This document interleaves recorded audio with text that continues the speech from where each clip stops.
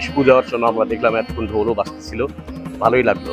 বাংলাদেশে হিন্দু সম্প্রদায় কেমন আছে দেখার জন্য আমরা সরাসরি চলে এসেছি আজকে, ভালোই লাগছে। যে যা ধর্ম পালন করবে। আপনাদের একটা কথা আগেও বলেছি, সবসময় বলে থাকি, ধর্ম যার যার, উৎসবও তার তার, রাষ্ট্র কিন্তু সবার। এই রাষ্ট্রে সবারই সমানভাবে বসবাস করার অধিকার আছে।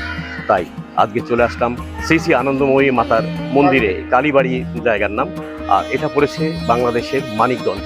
নমস্কার, কেমন আছেন আপনি? একটু জোরে বলেন না। ভালোই আছি। ভালো আছেন? হ্যাঁ। কি নাম আপনার? আমার নাম দুর্গা রানী দাস। দুর্গা রানী দাস। এটা তো মানিকগঞ্জে। হ্যাঁ, আপনি কি সবসময় পুজো করতে আসেন তো? আসি সবাই, এটা আমাদের বাড়ির সাথেই। আপনাদের বাড়ির সাথে কেমন লাগছে? খুব ভালো লাগে। ভালো লাগছে। আর আপনি কোথায় লুকোচ্ছেন? আমি তো আপনাকে ছাড়ার কোনো চিন্তাই করছি না। কেমন আছেন আপনি? এই তো, ভালো আছি। ভালো আছেন? মায়ের কাছে ভালো। ভালো আছেন। পুজো উৎসব কেমন করছেন? খুব আনন্দ হয়। আনন্দ হয়। পুজো এটা একটু, হ্যাঁ, পুজো আমরা খুব করতে আনন্দ করি। পুজো করতে তেমন কোনো বাধা অসুবিধা তো হচ্ছে না। না, ভালোই তো আছি আমরা মনে হয়। ভালো। সবাই মিলেমিশে তো সবাই উদযাপন মিলেমিশে, করছি। হ্যাঁ। এরকমই তো আশা করি নাকি? এরকমই আশা করি মায়ের কাছে। মায়ের কাছে এরকমই আশা করি। আশা করি।